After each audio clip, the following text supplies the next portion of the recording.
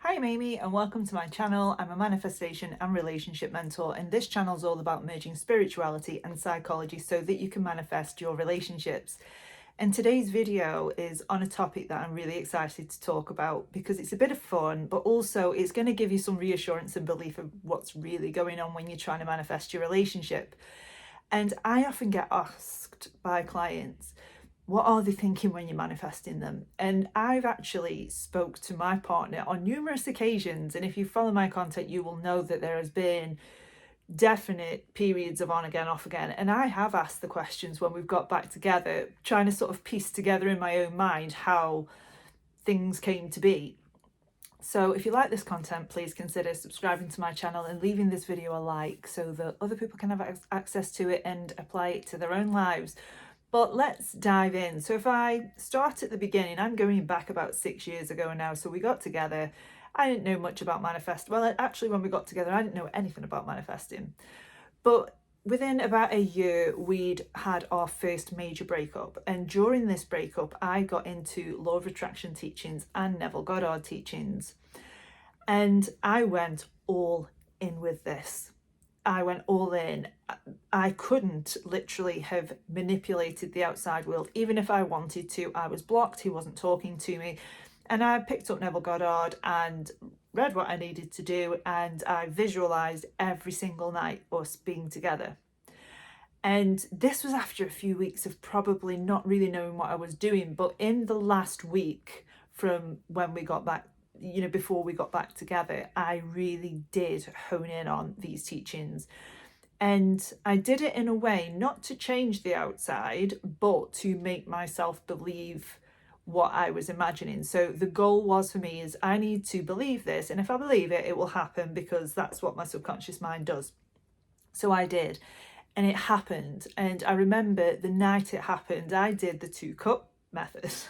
And I'm laughing because I still to this day cannot believe that that actually worked. And it did. And I got a message that night. And from that night, we were talking and we got back together. And I did ask what was happening in the meantime. Now, I don't want this to scare or trigger anybody because, just a caveat, it does not matter what your person is thinking right now. It really doesn't. Things can change. So don't become hyper focused on what it is that's happening right now because it doesn't matter. This is just for fun. It's literally just for fun.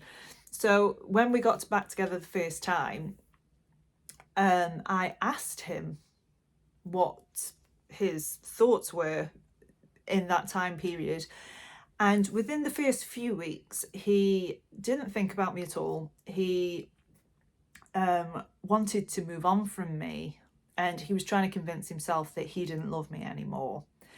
And at the time, to hear that, yeah, it was quite painful, but I did get what I wanted, so I wasn't that bothered.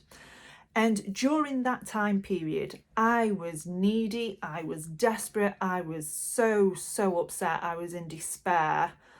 And then when I discovered Neville's teachings, I started to pick up a bit more. My mood increased, and I was starting to learn that it isn't just little human me.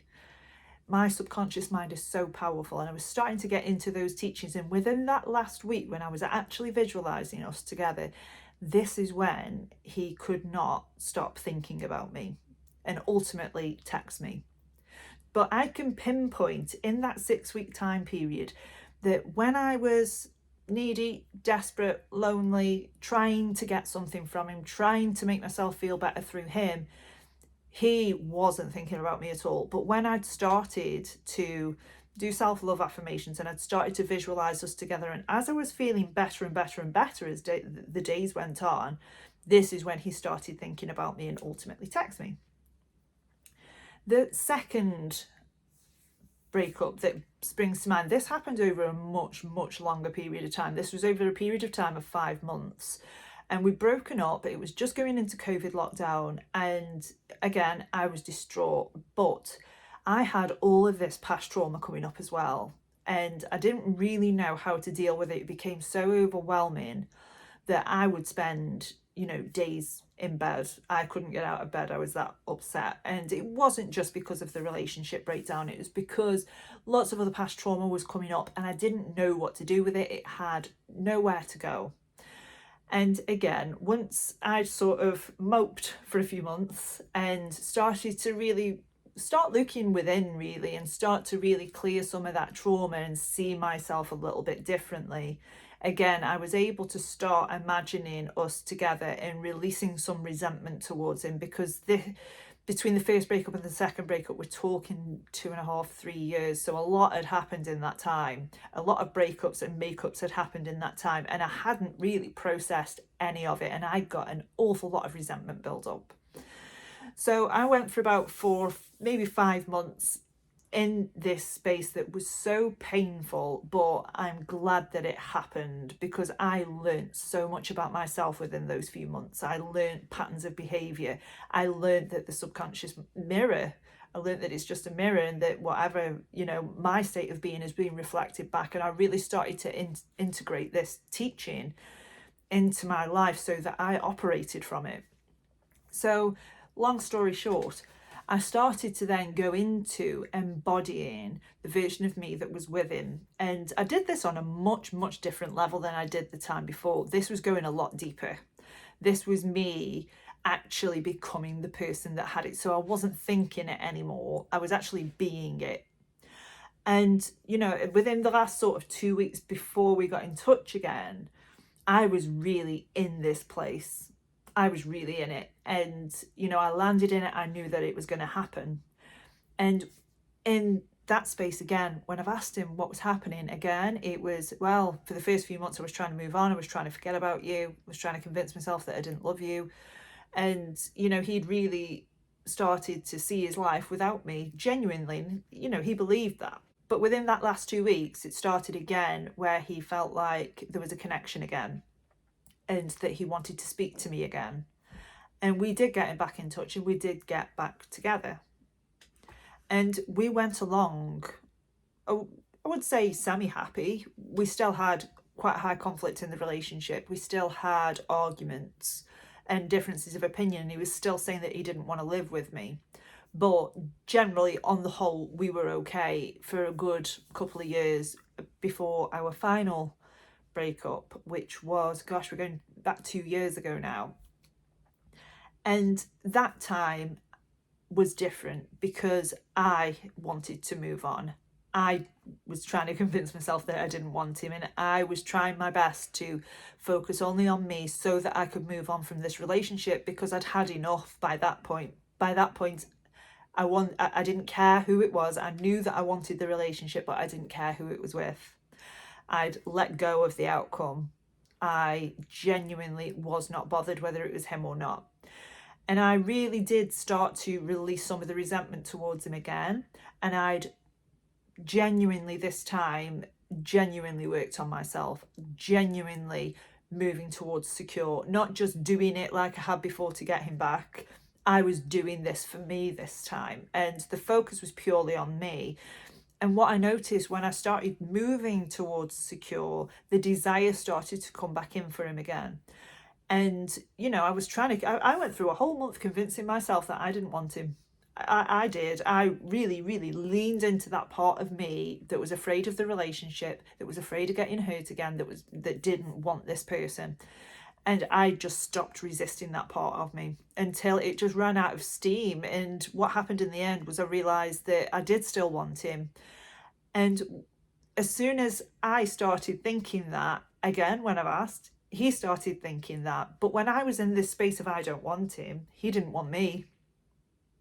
So I could see that mirror. And as soon as I did want him, that's when he started to feel the connection. And we got back in touch and we started the relationship again. But this time it was from a clean slate. And this time it was from me being secure. And because I was secure, he was secure.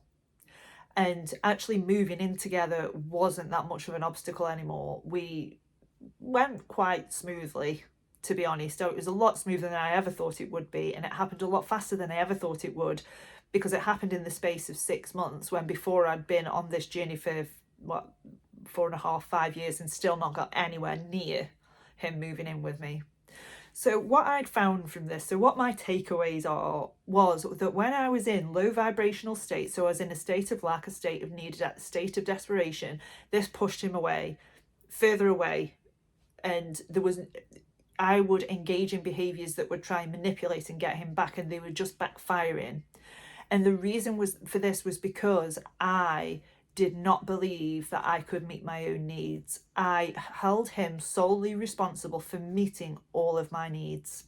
And that was how it was being reflected back to me. The need for contact, the need to feel loved, the need to feel wanted. And I'd outsourced all that onto him until temporarily I'd managed to sort of convince myself that I was loved and wanted and secure in the beginning by repeating affirmations, and I managed to change my state temporarily, but not for long. And when we got back together, it was quite easy for me to get sucked back into the neediness and the desperation and holding him responsible for meeting those needs. And also, what interested me was when I didn't want him, he didn't want me. And that was reflected back. But when I switched to actually genuinely wanting him from a place of security, not from a place of I need him for something, it was actually quite easy to move forward with the relationship. So when you're sitting there thinking, oh my gosh, what's he thinking? Look at what your state is. So look at if you're feeling in lack, or if you're feeling desperate, or if you're resisting what's happening, if you're not accepting the feelings that are coming up with that, if you're not willing to go within and look at what's happening within you. The fact that you've got no contact right now is reflecting your need for contact, your need to feel loved and wanted, your need to feel important. But you can do all of these things yourself, and I'm proof of this. You can, and you can absolutely embody the belief of the person that I can meet my own needs. And when you can do that, you will find that automatically you start feeling better. Automatically you relax, because the subconscious mind isn't thinking of ways to manipulate somebody or thinking of unhealthy ways to get your need met. So when in the end I was thinking, I don't want him, I don't want him, I don't want him, he was literally thinking the same thing as me, that he didn't want me either. And that was okay, because I was thinking that. And it took me a while to actually unpick this, because I found it really hard to accept that the bad things that I was thinking, he was thinking them as well. And this would come up in conflict all the time. So as soon as there was conflict, I would automatically think, I don't want this, I don't want him.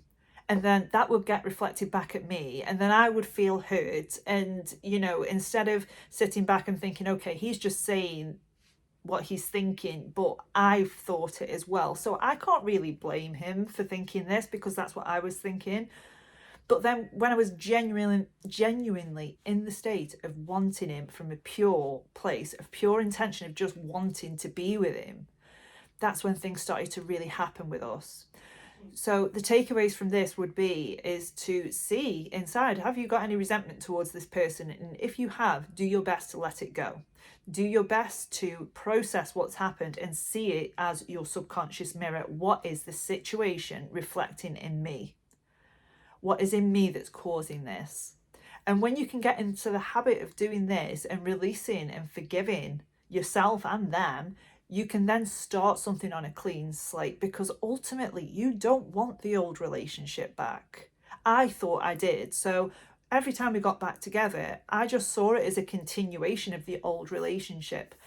But when that final breakup happened and I realized that that is not what I want this with this person.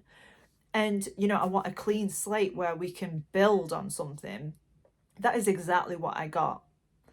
So when we got back together, we weren't arguing about the past anymore. We weren't arguing over what had happened 5 years ago, which we were before, because we were holding on to it. And when I'd released resentment, he released resentment. When I was healing my fear of abandonment, he was healing his fear of abandonment. So whatever situation you are in right now, if you can see how this situation is reflecting you, go within to let this go, they will let it go. So if you're resisting healing because you don't see what the point is and you don't see how healing is going to get you to where you want to be, Understand that the more you heal, the more they heal. The more you become secure, the more they'll become secure. And this is what you want. You want two whole people joining together in a relationship. It's not two halves make a whole, it's two whole people that join into an interdependent relationship. And I'm not saying you've got to be fully healed to get what you want either. You haven't, but you've at least got to be prepared to work on yourself in the relationship. Just, when there's conflict or old patterns that arise, what are you going to do differently this time? What are you going to give yourself that's different from last time? Are you going to fall over yourself to meet their needs? Or are you actually going to prioritize your own needs, take some space and come back together and talk about it, rather than shouting at each other and throwing arrows at each other, which is what we were doing, which ultimately ended the relationship, and ultimately it wasn't what either of us ever wanted. My partner has never stopped loving me. Never. But that was an inner state of mine, that I'm loved and I have always been loved. So that will reflect back at me. So I hope this video you find helpful, and I hope that it's put your mind at rest, that whatever state you're in now, yeah, it is reflecting back at you, but it's not a problem. It isn't a problem, because when you can shift your state towards secure, shift your state to being the person that has the thing that you want, the outside world will reflect that. So if you're sitting now without your person, it is just a state. It's nothing to do with your end results, but you do need to shift out of this state so that the desirable state reflects back at you. And take this as proof that, if you're sat there in a state of I'm single, we've broken up, I'm unlovable, that's just what's being reflected back at you right now, and you can change it. You are so powerful. And like I say this to everybody, if you only understood how valuable you are, you would skyrocket. Your self-confidence would skyrocket. You would feel great. You would feel deserving. You would know that you can have your person. You can have anybody that you want, because you're worthy of it. So I hope you found this helpful, and I will see you in the next video.